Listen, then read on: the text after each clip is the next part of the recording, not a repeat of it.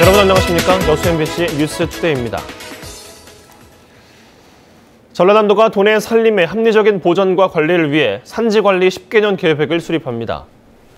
전라남도는 산림청의 산지관리 기본계획을 반영해 산지관리 비전과 세부 계획을 더 자체적으로 수립하기로 하고 국유림을 제외한 도내 62만 3천 헥타르의 산림에 대해 올해부터 2028년을 목표로 제2차 산지관리 10개년 계획을 수립하고 있다고 밝혔습니다. 전남도는 이를 위해 오는 9월까지 5천만 원의 예산을 들여 산지관리계획 연구 용역을 추진하고 있으며 시군산림부서, 관계기관 등의 의견을 수렴해 지난 2014년에 수립된 제1차 산지관리계획을 수정 시행한다는 계획입니다. 최근 여수사건 특별법안의 상임소관위원회가 국방위원회에서 행정안전위원회로 이관됐습니다. 이런 가운데 전남 동부지역 유가족들이 지난달에 국회를 찾아 특별법 제정을 거듭 촉구했습니다. 강서영 기자입니다. 비가 오는 궂은 날씨에도 전남 동부지역 여순사건 유족들이 국회 앞에 섰습니다. 특별법을 즉각 개정하라! 7, 80대 고령의 유족들이 직접 20대 국회 내의 특별법 통과를 한마음으로 성토했습니다. 이제 여순 유가족이 우리 부모 행전은 무자비한 국가 폭력에 희생된 사건이었다고 가족에게 떳떳이 말할 수 있도록 여수 특별법을 만들어 제공해 주시면 대단히 고맙겠습니다. 최근 20대 국회에서 발의된 5건의 여순사건 특별법안의 소관 상임위원회가 국방위원회에서 행정안전위원회로 이관됐습니다. 국방위원장과 행안위원장, 여야 간사들을 대상으로 한 꾸준한 설득 작업이 결실을 맺었습니다. 특히 과거사위원회를 주관하는 행안위로 특별법 소관이 이동된 것은 특별법을 바라보는 관점이 달라지고 있다는 분석이 나오고 있습니다. 가해자의 관점에서 살펴본다면 국방위원회가 맞겠지만 피해자의 입장에서 본다면 당연히 행정안전위원회로 이관이 돼야 된다. 이것이 이관이 됐다는 것은 결국 국회가 이 문제를 해결하는 데 있어서 관점의 전환을 가져왔다. 유족과 시민단체 측은 소관이 변경을 환영한다면서도 이에 그치지 않고 국회가 더 신속히 법안 추진에 힘써줄 것을 요구했습니다.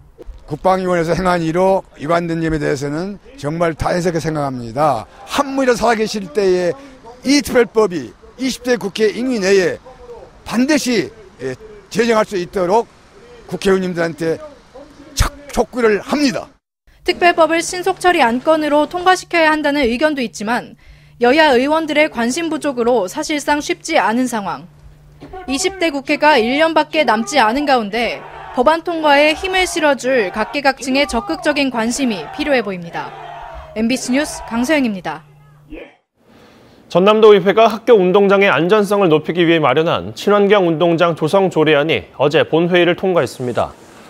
전라남도의회는 어제 임시회 본회의에서 순천 출신 오화근 의원이 대표 발의한 도교육청 친환경 운동장 조성 조례안을 심의 의결하고 학교 운동장의 안전성에 대한 우려가 많아 친환경 운동장 조성 근거가 반드시 필요하다며 학생들의 신체 활동과 건강 증진을 위해 이번 조례를 제정하게 됐다고 밝혔습니다. 이번 조례 제정으로 중금속이나 환경 호르몬 등의 유해 물질이 기준치를 초과하는 학교 운동장은 친환경 운동장으로 전면 교체해야 하며 3년마다 친환경 운동장 조성과 유지 계획 수립, 전수 실태 조사를 실시해야 합니다. 고흥군이 관내 전통시장 정비와 환경 개선 사업에 적극 나서고 있습니다. 고흥군은 올해 고흥 전통시장에 6억 2천만 원을 들여 어물전 리모델링과 시설 보강 등 생선구이 브랜드화 사업을 추진하고 녹동 전통시장에도 3억 7천만 원을 들여 건어물 냉동고 보관 창고를 신축하고 있으며 관내 6개 전통시장에 7억 3천여만 원을 투자해 5월 말까지 24건의 환경 개선 사업을 마무리할 계획입니다. 고흥군은 또 녹동시장 지붕 교체와 동강시장 비가림 시설 등 3군데 시장 시설 현대화 사업에 10억 원과 고흥시장 소방시설 설치 사업에 10억 원 등 내년에도 전통시장 정비를 위해 정부의 국비 지원을 건의하기로 했습니다. 도내에서는 처음으로 광양 백운산이 산림복지지구로 지정돼 국비 포함 150억 원이 투입됩니다. 이번 지정으로 백운산이 치유 힐링의 새로운 산림복합단지로 조성될지 관심이 높습니다. 박민주 기자가 취재했습니다. 광양 백운산 자연휴양림입니다. 산림청은 이 일대 170헥타르를 산림복지지구로 지정했습니다. 전남 도내에서는 처음으로 지정된 겁니다. 백운산 산림복지지구 안에는 올해 100억 원 규모의 치유의 숲이 새롭게 조성됐습니다. 오는 5월 개관을 앞두고 산림휴양지로 변모하고 있습니다. 나무가 아주 쭉쭉 뻗은 게 연식이 오래된 나무들이라 아주 보기도 좋고 굉장히 이렇게 힐링된다는 느낌이 확실히 듭니다. 자연휴양림에는 최근 목재문화체험장까지 들어서 다양한 체험 프로그램이 강화됐습니다. 산림복지지구로 지정되면서 오는 2023년까지 국비 포함 150억 원이 투입돼 산림교육지구와 산림레포츠지구가 추가로 조성됩니다. 반려동물과 동반 입실이 가능한 숙박시설도 만들어질 계획입니다. 전남 도내에서 최초이며 전국에서 8번째로 산림복지 서비스를 제공하기 위해 지정된 시설입니다. 유아숲과 레포츠 시설, 교육시설을 2023년까지 150억 원을 들여 추가 조성할 계획입니다. 전 생애주기를 대상으로 맞춤형 산림 서비스를 제공하게 될 백운산 산림복지지구. 백운산이 남도의 대표적인 치유 힐링의 산림복지단지로 거듭날 수 있을지 주목되고 있습니다. MBC 뉴스 박민주입니다. 광양 망덕포구와 배알도를 잇는 현수교식 해상보도교 건립이 본격적으로 추진됩니다. 광양시는 지난해 준공된 배알도와 수변공원을 잇는 보도교에 이어 오는 2021년 3월 완공을 목표로 망덕포구와 배알도를 연결하는 길이 275m의 해상보도교 건립에 나섰습니다. 광양시는 해상인도교가 준공되면 망덕포구, 배알도, 수변공원이 해상으로 연결돼 새로운 관광자원이 될 것으로 전망하고 있습니다. 뱀장어 양식어가를 대상으로 이동병원이 운영됩니다.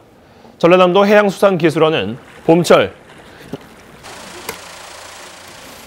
실뱀장어 입식 시기를 앞두고 국립수산과학원과 함께 내일과 모레 이틀 동안 뱀장어 이동병원을 운영해 세균성과 기생충성, 바이러스성 질병을 구분하는 진단을 실시하고 사용 금지 약품도 안내하기로 했습니다. 전남의 양식 전략 품종인 뱀장어는 295개 양식장에서 연간 5,800여 톤이 생산돼 전국 생산량의 57%를 차지하고 있습니다.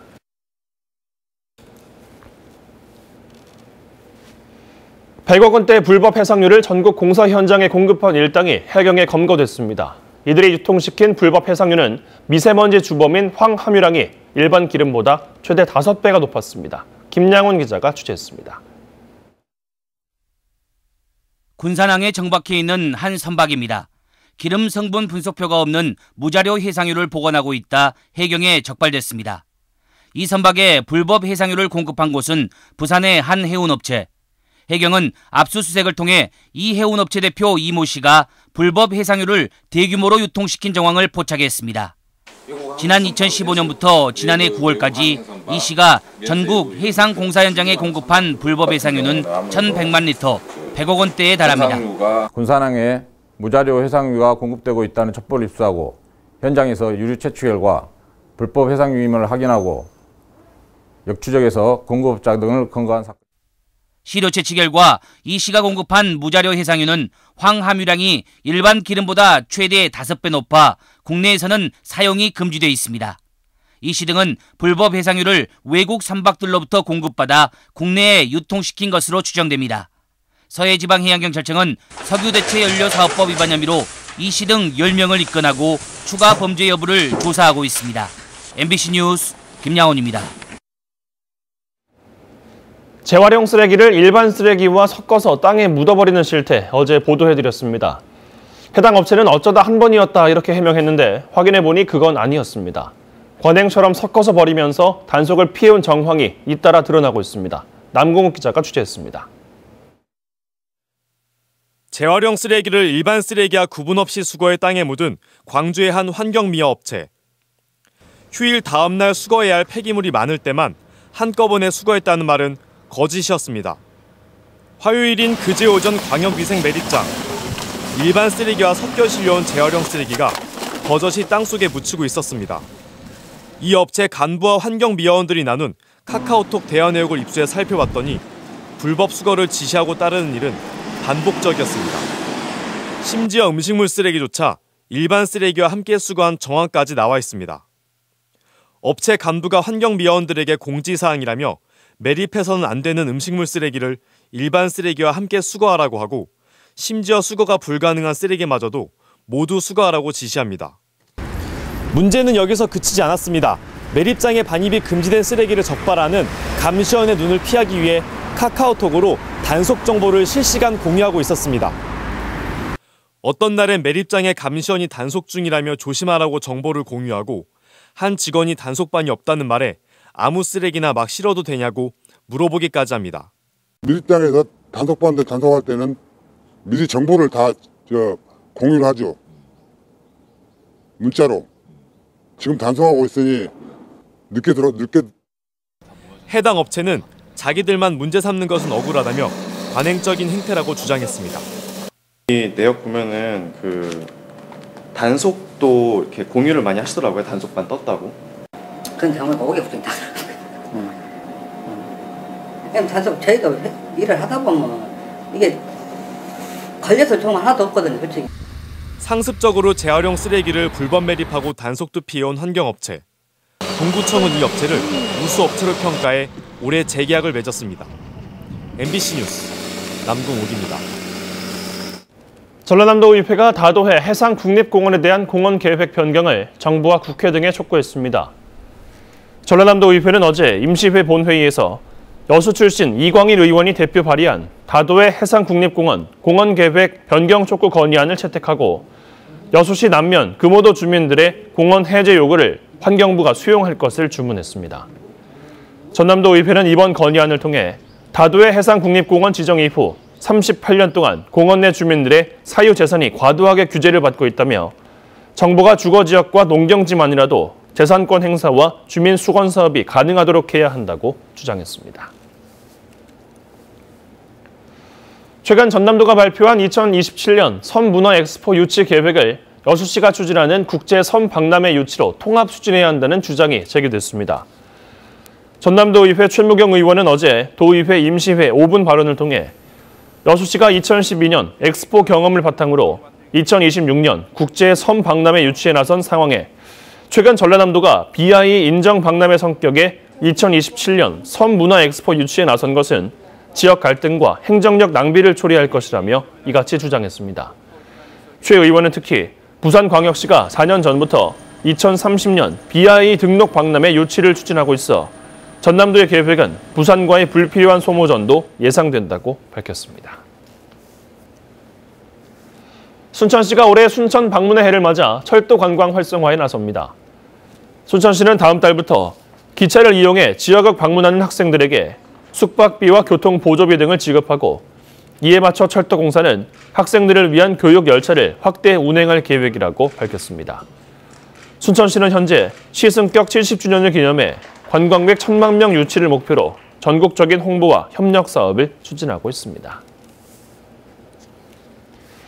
광양시가 미세먼지를 줄이고 산림 자원을 구축하기 위해 올해 69헥타르의 조림 사업을 실시합니다.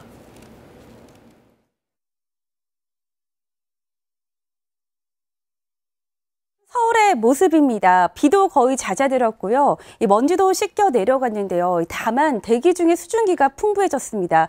오늘은 이처럼 중부지방 중심으로는 안개가 매우 짙게 끼어 있는데요. 이 시각 충남 서해안 고속도로 CCTV 화면입니다. 보시다시피 지금 이 지역은 가시거리가 300m 안팎까지 좁혀져 있으면서요.